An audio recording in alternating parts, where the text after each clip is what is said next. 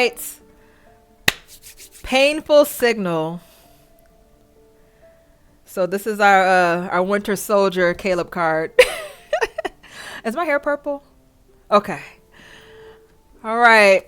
So this one was also like I said earlier, highly anticipated card for me to play. So I'm excited for that. Let me turn the volume up a little bit. All right, here we go. What is the to fill you no matter what the price might be? Oh, this card sounds angsty. Here we go. It's been 2 weeks since I returned from the Far Space Fleet's command center. I often catch myself zoning out. It feels like I slipped into a rift in time. In those dizzying moments, the only thing I want to do is hold a certain person's hand. Caleb. During these past 2 weeks, whenever I have a free moment, I reach out to Caleb. And every time we're going to have a video call, Caleb always picks up before the second ring. Oh, damn, he don't play around.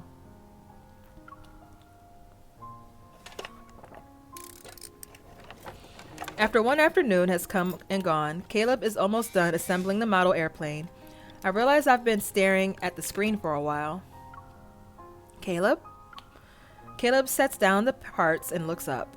What's up? It's nothing. I just wanted to hear your voice. Say something. When I left the house this morning, I thought I heard your voice coming from the plaza. I checked it out and saw the plaza's big screen showing an interview with elite hunters. It was right at the part where they were interviewing you. Oh. I gotta say, the you on the big screen and the you right now aren't exactly the same. How so? You were wearing the biggest smile just for the camera, but you're frowning at this little screen. Oh, really? Trying to act cool, I rub my forehead. The screen shakes as Caleb brings the phone closer. You always have that frown whenever you've called me these past 2 weeks, you know. Oh. Is it right for me to say that seeing my face upsets you? Lately, there's been a lingering unease in my heart.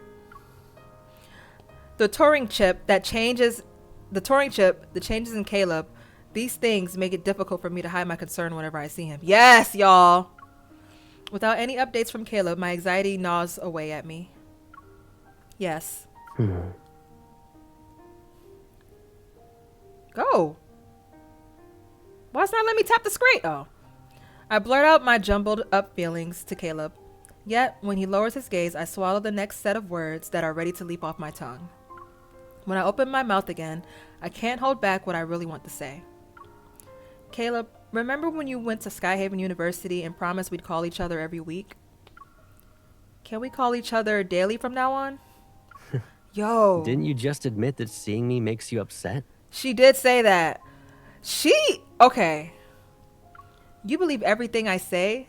Since when were you this gullible? Only one call a day, though? What if I want to call you more than that? Aw, this is too cute. I can't. Does the Far Space Fleet Colonel have that much free time? I'm not swamped with work to the point where I can't make a few calls. But I think we can do something more than that. We can keep doing these video calls. Ooh. Through the screen, Caleb leans in. It's as if he's trying to peer into my soul. It's not for any reason in particular. I just prefer it this way. Oh, okay. Oh, right. I'll be on vacation starting tomorrow. And since it's gonna last a while, I'll be in Lincoln for some time. I'll take seeing each other in person over phone calls any day. So, we're meeting up, Pipsqueak. You can turn that frown upside down now, right? Stop calling me that. That depends on how well you behave. Overjoyed, I sit up from the sofa and suddenly remember why I called Caleb in the first place. There was a phone notification about picking up Grandma's death certificate. Oh, shit. I knew this day would come, but I'm surprisingly at peace with it. When you get back, could you come with me to a place? Sure thing. You agreed so quickly. You're not even curious about where we're going? I walk into the bedroom and squat by the nightstand. I'm more curious about what you're looking for. Your death certificate. I'll need it for later. Mhm. I haven't seen that piece of paper yet. Ooh. Show me what it looks like when you find it. Oh. I pull out a document from the back of the drawer and put it in front of the camera. These cold words. So this is what the end of life looks like. I'll be picking you up tomorrow, Mr. Deceased. Ooh. Damn, MC! We'll be going into City Hall then. After telling Caleb that I still haven't retrieved Grandma's death certificate and we're going to retrieve it together, he pauses. Damn, and this is a limited card? Maybe I should disguise myself. This is very important to the Unless you story. want the clerks to think they're looking at a ghost. One day later. After retrieving the document, I slip it under a folder and glance at Caleb. He's wearing sunglasses and a mask. Did you see the way the clerk was looking at you? They didn't think you were a ghost. They thought you were suspicious. I never thought picking up a piece of paper with you would lead to 3 guards following us. It shows how good Link on security is, at least. As I wander aimlessly along the street, the scent of flowers becomes more prevalent as the wind carries it to my house. To my nose. I don't know why I said house. Peering into a florist, I notice white. Ooh, that is an extremely big word for Elmo. I'm gonna let y'all read that. White, whatever that says, glistening with dew. Caleb, I'm guessing you haven't visited Grandma since you joined the fleet.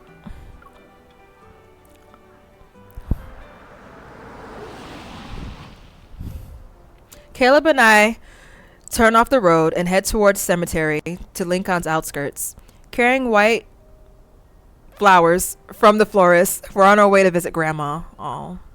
The cemetery is quiet, as always. Someone in the distance silently mourns, their head lowered. I place the white flowers before Grandma's grave. Now that I'm standing here, I suddenly don't know what to say to her. Yeah, especially since I hide the death certificate behind my back. I don't want Caleb to feel worse. It's all right. Our relationship with Gran isn't defined by a few papers. Oh, thank you, Chocolate. She would rather see you smile more, you know? Oh. Look who's talking. You aren't smiling either. Here. I poke Caleb's lips into a grin. I find myself smiling too. You look beautiful with that smile.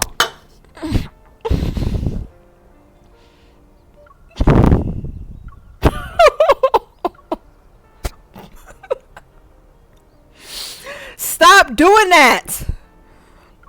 You're right. Let's keep things lighthearted in front of Grandma. I sit on the ground and pat the space beside me. Caleb sits down next to me. Gran, I've been all right recently. You don't need to worry. He likes hiding in his room when he's sick, though.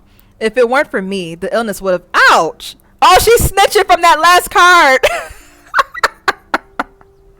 Not Zayne just shook his head. Y'all leave me alone. Zayne's just...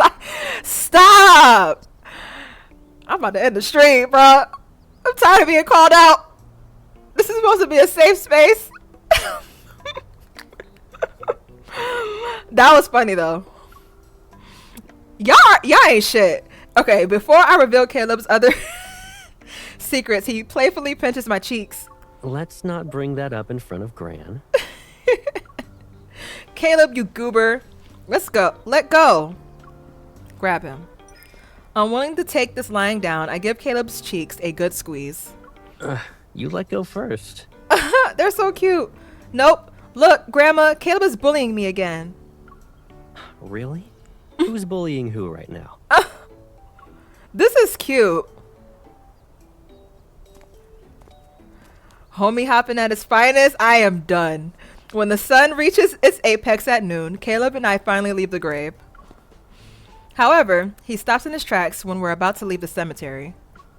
What's wrong? I turn my head and see Caleb staring thoughtfully at the sign. On it are the words Deep Space Aviation Administration Memorial Cemetery. You're not thinking about... Yeah, I am. Where's my grave at? Oh, shit. You want to look at your own tombstone? Don't you think that's a little crazy? Not really. Isn't it basically forward thinking? Come on, lead the way. I am dead. Come on, let's go. Oh, where's that meme? I had a meme on my phone. Hold on. Memorial Cemetery, established by the Aviation Administration for pilots of Lincoln. It's to the right of the public cemetery. Nestled in his embrace of lush vegetation, Caleb's grave is under a tree. You're familiar with this place? Yes. Do you want to guess who I'm blaming for that? It's a short walk. In less than 2 minutes, Caleb stands in front of his own tombstone. Oh, guys, I gotta bring the meme up. I gotta bring up the meme.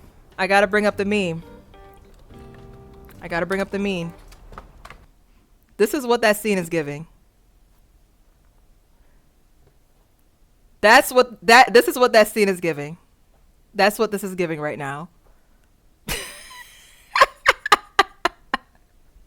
It's giving that. It's giving that. Okay, go back. All right. Yeah. Caleb, stay there for now. Why? I need to get a picture of this memorable moment. It's not something you see every day. Here we go. See if he take out my phone. Caleb squats down in front of his grave. He makes a peace sign. Wait, go back. Hold on, wait.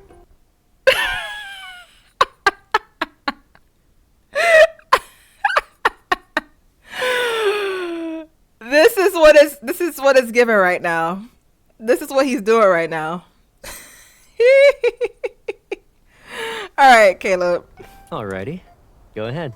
Go ahead. Yeah. But if I'm here, what's buried in the ground? Good question. Ashes. It's not yours, though. Maybe it's one of your pilot uniforms? Oh. I had several of those. I wonder which one it is. He moves closer to his grave, shakes his sleeve, pulls off a button, and places it in front of the tombstone. Is that your way of commemorating it? Yep. Not everyone gets to do something like this. I'm dead. If I had known we'd be visiting your grave today, I would have brought an extra bouquet. Hearing footsteps approach, I turn around. The visitor holding white flowers looks both unfamiliar and familiar. I recall one of Caleb's classmates. What a coincidence. You're here to see Caleb too?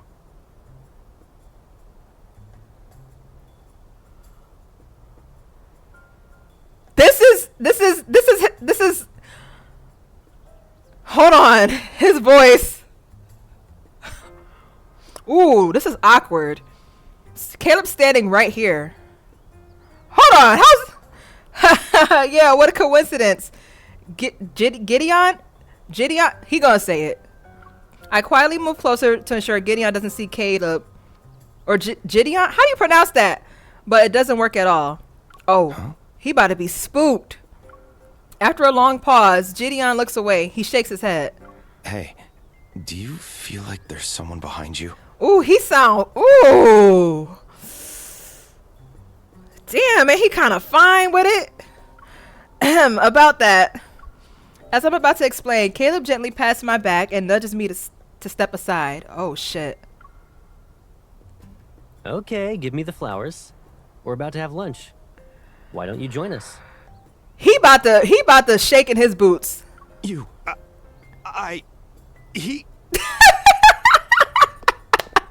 Why is this a limited card? The white flowers fall as Gideon suddenly takes 3 steps back. In his eyes is a panic no trained pilot would ever display. Is that Caleb's ghost?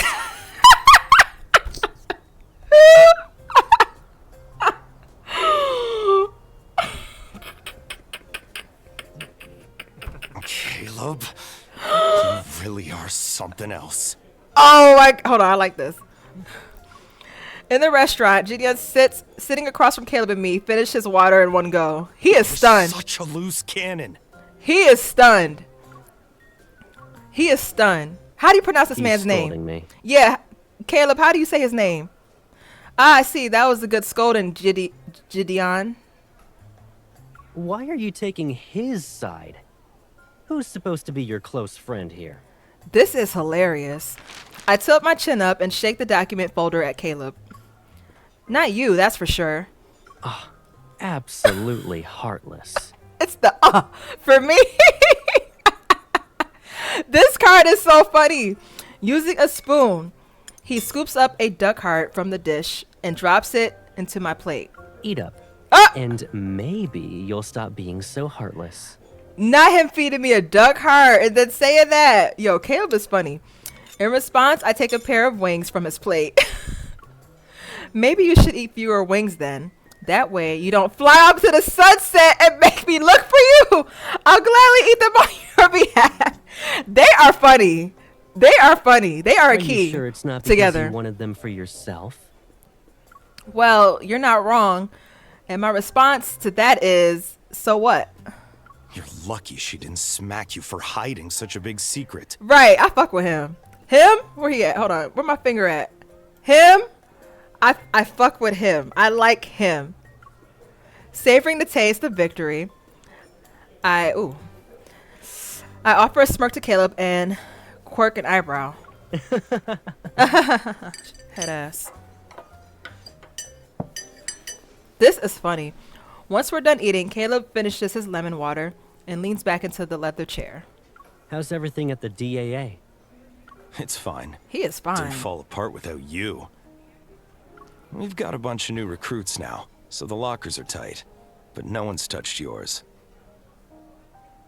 They even made a new uniform for you and put it along with your medals in the honorable pilot's wall. Can I save his voice notes?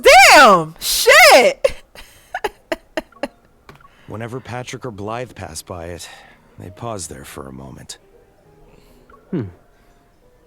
First things first. Clear out my locker so others can use it. It's better if my name isn't around to ruin the mood. Hey! Oh, tap him. Before Gideon can retort, I quickly poke Caleb's waist. Caleb, as someone who's passed away, maybe it's better to stay quiet and accept the commemoration. We did think about clearing out your things, but it's even harder to bear when they're out of sight. I was this close to punching you, to let you know how we feel and all. Ooh. And he mean business. I need Gideon. I need Gideon. Let me giddy up on that dick. Let me stop. I look at Caleb as his head lowered. He seemed lost in thought. His usual calm expression shows a hint of strain. You don't need to torture yourselves. To the DAA, I'm just a... What? Oh, who that? The ringtone interrupts Caleb, and I catch a flicker of irritation in his eyes as he glances on the screen. It's probably related to the Farspace fleet. Go ahead and eat. I'll answer this call outside. Oh, damn. Why I had to get depressing? It was getting so good. As he gets up and walks past me, he slightly leans in my direction. Don't worry. Ah, that was cute. Yet a sense of unease starts to grow in my heart. My time with Caleb might come to an end soon. Oh, after lunch, Caleb and Gideon stand outside the restaurant. I like this building. They're waiting for a girl. Whose car is that? They're waiting for the girl to buy ice cream from the dessert place. Is she the only one who knows about this? Ooh. Yes. After learning about your death, Professor Lewis stopped cooking for quite a while. Aw, he was depressed. It's only recently that he started again. He's been making those dishes you used to like. Aw. That's good. Let's not disturb those who moved on. Yeah. A moment of silence passes. Gideon nods. He understands the implications. I'll be heading back to Skyhaven soon. What about you? Caleb glances at the dessert place. Smell you later, bestie. I'll also be returning. Okay, I'll get a taxi and we'll go to the station together.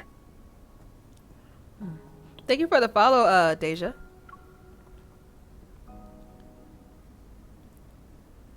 Even though I knew it happened, I couldn't help but feel disappointed when Caleb told me he was returning to Sky.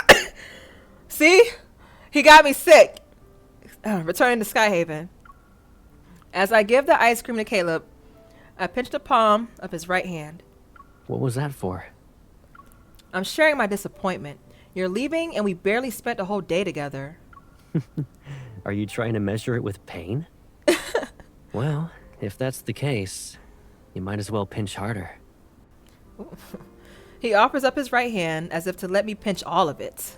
Consider it compensation for not being able to stick around? Who willingly asks for pain?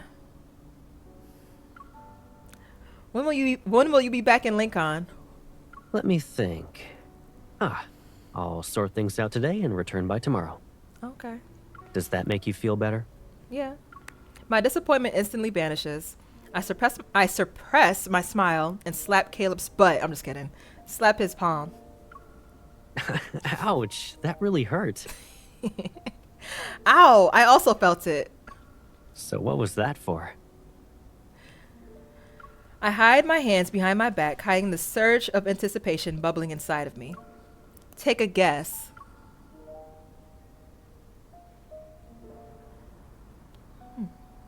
After a lonely dinner, the lights along the street turn on.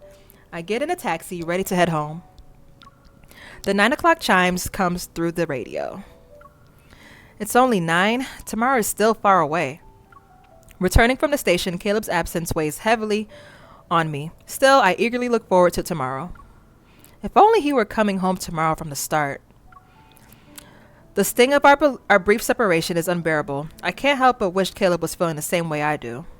3 hours ago, the Koalum Express bound for Skyhaven experienced an unexpected protocore energy fluctuation. The cause remains unknown. Several passengers were injured and have been transported to the Willow Medical Center. Was Caleb on that train?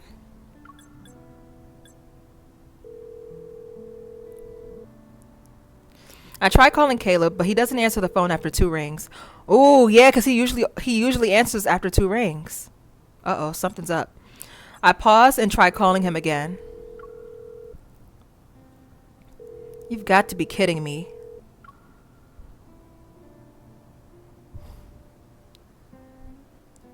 Unable to contact Caleb, I call Gideon and finally get caught up to speed. He contained the energy fluctuation with his evol. Otherwise, the damage to the train could have been catastrophic. The passengers wouldn't have been evacuated in time. Aww. I feel like he sensed something was off before the incident. It was almost like he got on that train specifically to handle it. By the way, Caleb didn't want me to tell you this, but I think you should know. What? What's the tea? His arm got hurt pretty badly. He refused to go to the hospital and went straight home. Oh. I don't know what he's hiding, but when you see him, tell him to be careful. Okay. I will, Gideon. Using my fingerprint, I unlock Caleb's door and push it open. The living room is empty. Caleb, are you there? Weird. Isn't he supposed to be home? What, he locked himself in the room again? Scanning the room, I only see clothes draped over the sofa and his phone on the coffee table. Okay, so he's home. I pull out my phone to look up nearby hospitals, but a gentle breeze catches my attention. Something's not right. I follow the breeze to the wall that seems completely solid. Ooh. This was in his house? I give the wall a push. It opens and reveals a scene that leaves me stunned. Yeah, hold on. In the dimly lit room, Caleb is shirtless. He is surrounded by numerous devices with darkened screens. This shit was in his house?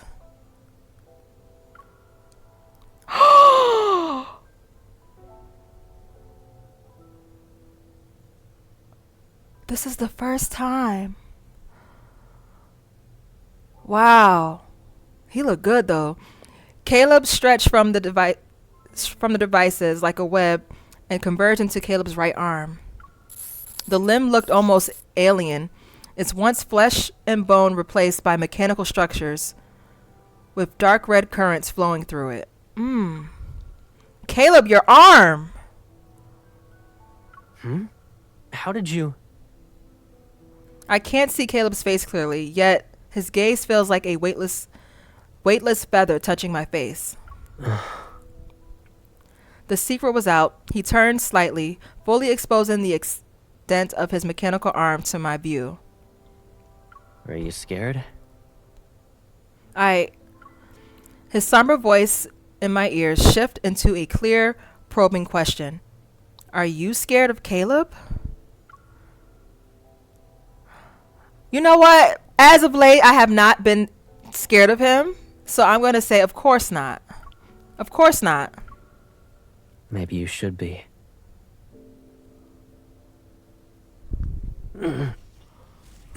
Why did he say that? That back. All right, go.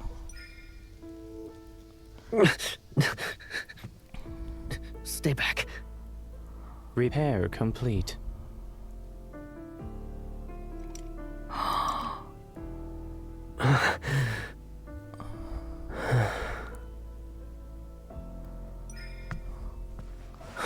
Oh. I almost forgot. You never listen to me during times like these. Oh my God. The music. Caleb, turn around and look at me. I didn't mean to hide it from you. I just didn't expect you to find out like this.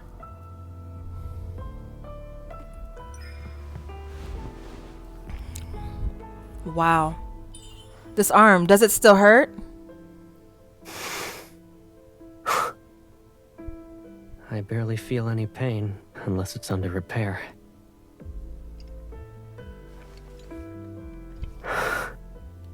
But I can't even feel you anymore. Oh my God, this is hard. This is tough. This is tough. I can't.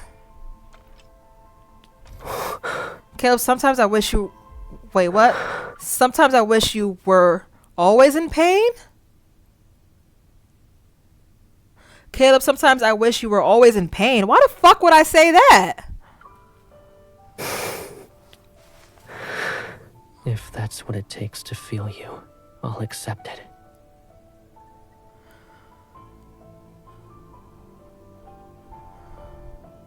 Hold on.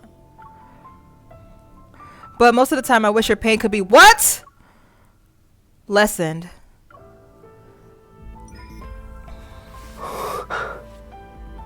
If this is this the police doing, they won't get away with this. Ooh. Oh shit, you heard the mechanics of the arm? Ooh. You think you can just come and go as you please? Hold on!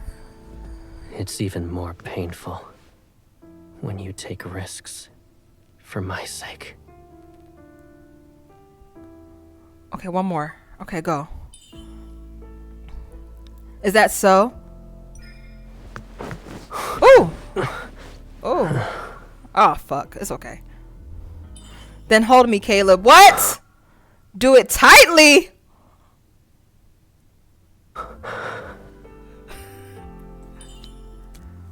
Use your right hand. Look, you saw his face? You're the only one who can ease my... Oh, that's him. You're the only one who can ease my pain.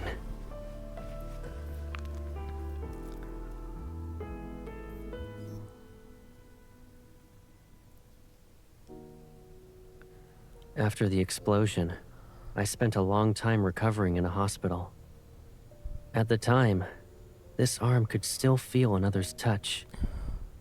You could still feel warmth, the cold, anything and everything. But after the modifications, all that vanished. Only extreme pain could be felt.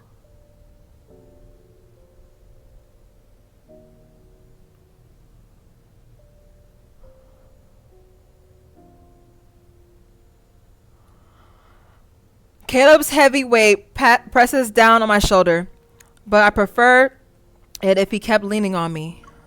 Is that why you asked me to pinch you harder? It was the only way this arm could feel you, What? even if it's pain. As long as it's from you. I want it. But I don't want to hurt you. What? Didn't you just say you wanted him to... Whatever. I wrap my arms around Caleb's back and welcome his embrace. I press my forehead against his trembling shoulder.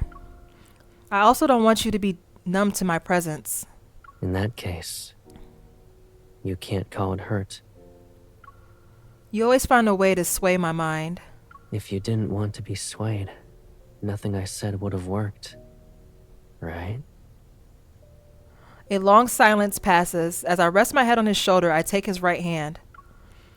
Did you know those who hurt others often feel pain themselves? I tighten my grip on his hand, as if trying to become one with him. If this is the only way, then I wish... What? Oh, am I supposed to hold it?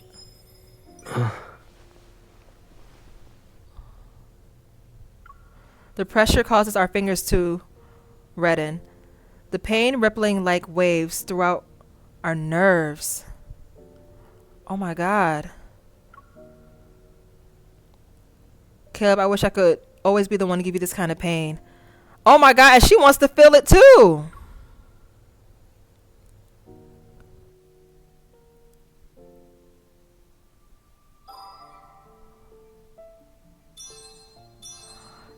He used to want to be able to feel her more, but ever kept experimenting. Oh, wow, Hamburglar.